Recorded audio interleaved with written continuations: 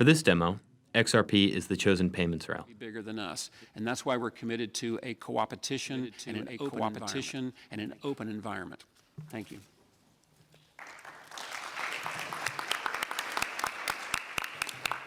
Thank you very much, Dale, and I think some of those use cases are particularly important for many of the audience here in this room. So now we're going to go from the data and the high level into the details, and I'm actually going to pass over to Alyssa. Most people have heard of R3, I guess, from a Corda perspective and perhaps even a Marco Polo perspective, which I definitely come across quite often. How has R3 developed its functionality to support some of its new clients? All right. Well, I think, before, kind of getting into that, it might be useful to talk about why R3 developed Corda, because there was already blockchains available, right? I mean, initially, R3 started as a consulting company. So we were building for a consortium of banks, different blockchain applications. Thank you. And we were building on Ethereum and Bitcoin blockchain and multi-chain and all kinds of random public blockchains. But when it got to the point of implementation, so we said, here, banks, we've built this wonderful project for you, put it into your internal security systems. They were like, absolutely not. There is no way we're putting a public blockchain into our internal security. So in order to continue to exist as a company, we went back and we surveyed our banks and we said, okay, what do you actually need it to do? They gave us a set of parameters, and we brought that back and we built Corda. So Corda is a private permission blockchain. It's similar to Hyperledger Fabric in that respect. We do identity and confidentiality a little bit differently. But so that's why we built Corda. So it's really focused on sort of the enterprise regulated sector perspective, but it's since expanded out. We started with finance, and it's expanded from there. Okay, so with that, I'll just talk a little bit about frictionless trade. Okay, so I'm just going to cover 3 quick topics. I have 10 minutes. I'll try to make it a lot shorter. The first is why blockchain is so popular in trade, because that's not what Bitcoin was developed for. So how did that happen? The second is how far did we get in 2019, and what are we actually seeing? Because remember, I'm coming from a platform perspective. I'm not talking about individual projects. And finally, how are platforms engaging in the global trade agenda?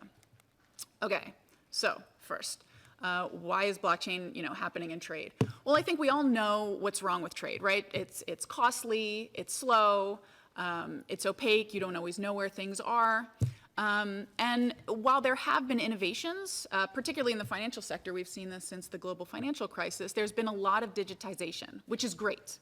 And you have individual companies that are highly digitized, you have different sectors that are digitized. But the problem comes with when you have international trade and you're crossing borders, you might be fully digitized, I am not. You can give me your digital documents, I'm gonna ask you for a paper document anyway. And so, just the way that the infrastructure that we have globally for digitization just didn't really help this scale problem. And so that kind of gets to the right side of this. So, we know what's wrong with trade, but we really didn't have the right tools to fix it. Because if you think about trade, it's a decentralized ecosystem, right? You're always going to have different partners in different countries, different jurisdictions, different rules. And so having a centralized solution required all the partners to be on one platform. That was always the way that we had it. So you could have innovations, but they were always centralized, and that doesn't work in a decentralized ecosystem. So really, blockchain is something that changes that. I'm not going to go into this very much. This is just kind of thinking about, okay, well, what could you do with trade? Given what does blockchain let you do? It makes sure that the data that you see is the same data that I see. It enables you to verify origin in a way that's a little bit more succinct than the way that we verify origin today.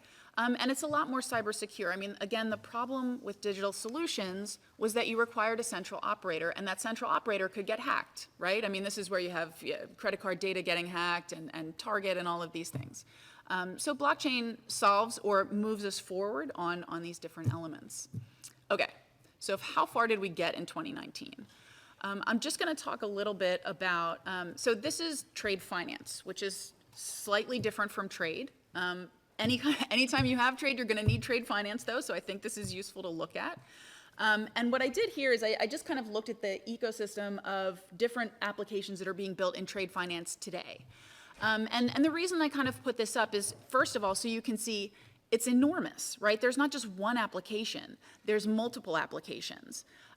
There's also multiple applications on Corda. And the reason that I want to point that out is also because you don't have just one application in trade finance. You don't have just one for documentary trade or one for open account. They all have different commercial structures. They work in different corridors. They might work in different regions. So it really helps this ecosystem, I think, in general, to have competition, to have more projects, and to have, really a lot of activity in the space. Okay. So I wanted to be a little bit realistic about what is happening in 2019, because I think, as the other speakers mentioned, there's a lot that blockchain could do, but what is it actually doing? And I think the periodic table pointed that out a little bit, where it said not a lot of stuff is actually live. I would dispute that a little bit. However, let's talk about what's happened this year. The first is that there's not a single geographic hub for innovation. I think this has been really important. So a lot of times people are talking about projects and you think, oh, okay, well they're started in the U.S. or they're started in the U.K. But in fact, what we see at R3 and on Corda is that there's a lot of projects that are starting in developing countries that are advancing much faster because maybe the regulatory environment is not as restrictive.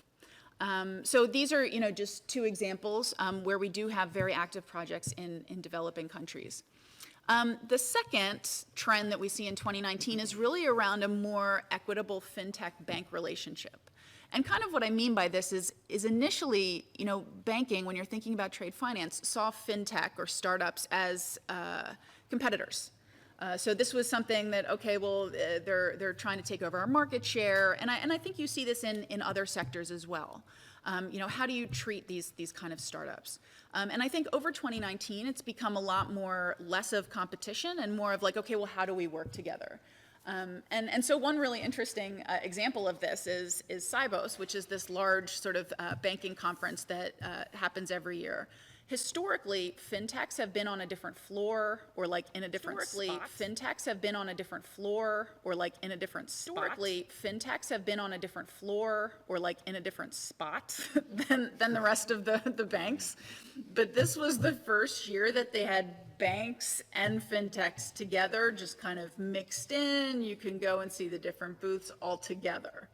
So that was just a very physical example of this, the changing relationships that we see. And finally, a shift in funding sources, which I think is probably less relevant for this audience. So I'll kind of skip over that a little bit. But basically, when we started doing blockchain projects, they were funded out of innovation budgets. And an innovation budget in any kind of company is never sustainable. You can get a couple $100,000, and then when the project is over, where does it go? You actually need the product line to understand and want that product, that project. So there's been a change in 2019 where the funding sources have moved, and that's been for the private sector extremely important. There's been a change in 2019 where the funding sources have moved, and that's been for the private sector extremely important. There's been a change in 2019 where the funding sources have moved, and that's been for the private sector extremely important. Deployment. So this gets what happened, what is actually live. So the first is what's limiting things going live is I think there's been a slower move to cloud than we expected. If you really want blockchain to work well, to work quickly, and to get all of the functionality, you want it to operate in the cloud. But to be totally transparent, most of our initial deployments were on premises.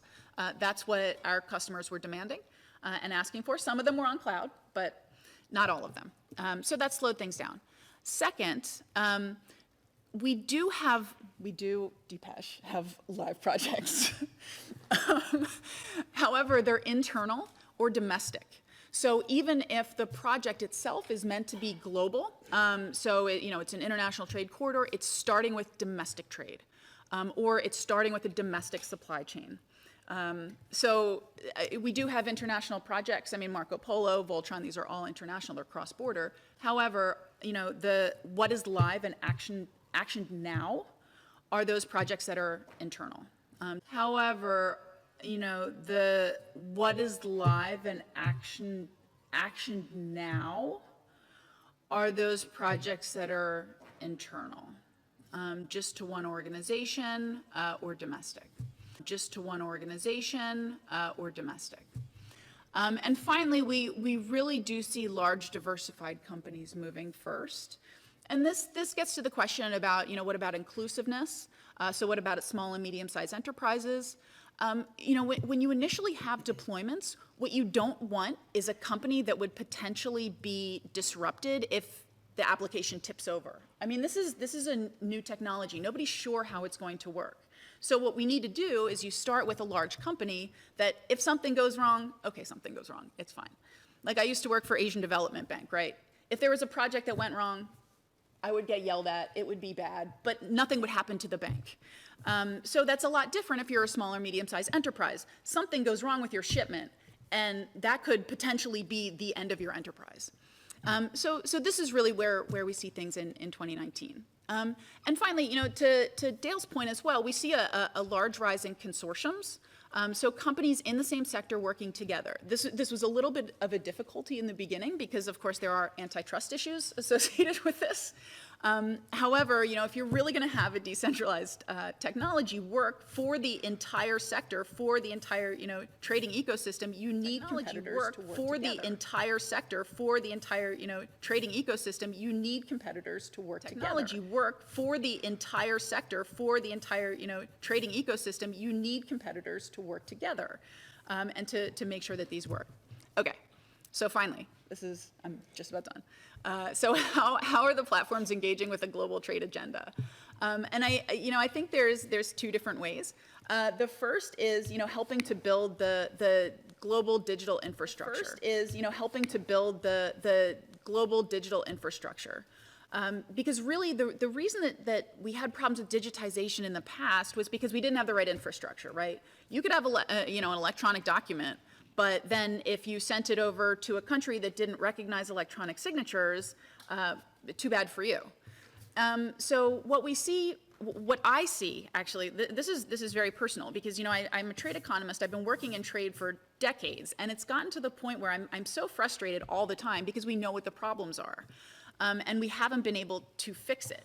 But blockchain is the first time that I've seen where the entire ecosystem is looking at the same technology. Not necessarily the same, platform or whatever, but they're looking at the same technology. And they're like, how can we make this work for everyone? Well, the way that we make it work for everyone is these three things, right? We need the legal infrastructure. We finally have to figure out how to make sure that electronic documentation is allowed. There needs to be standards. So, what does what does an invoice look like? What are the different fields you have in an invoice? How do you fill out those fields? And how do we make sure that that is compatible with other solutions and platforms?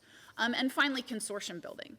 So, it's really about having regulators, having the private sector, having everybody look at this technology and go, okay, what are the things that are wrong with this? How can we allow it to go forward?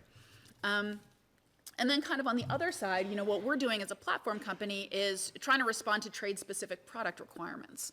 And so what are these? Well, the first is orienting towards the smaller suppliers. So we've actually had to change our blockchain a little bit to meet this. Initially, the way that Corda was developed is every entity had to run a node. And this was done because you have to know who your counterparties are. I mean, if you're a bank, you need to know legally who is running that node. But that doesn't work for small and medium-sized enterprise. Like if you're a small enterprise, you don't want to run a server. You don't want to maintain it. You don't want to update it. So we had to, re-architect our blockchain a little bit to allow for that. So now you can have multiple accounts on one node. Fine. You don't have to run it anymore. Fantastic. The second is meeting security regulations. So these are things like GDPR. Quite frankly, the GDPR was not developed with blockchain in mind, obviously, but you can architect around it, and we've spent a lot of time doing that. And finally, simplifying deployment. So, the first deployments that we've had have been very difficult. They always are. It's a new technology. Nobody knows how to do this. But we're creating replicable processes to make that easier going forward in 2020. I am not going to go through this at all, but this is just kind of like, what are we going to see in 2025? Like, what is coming as a result of this?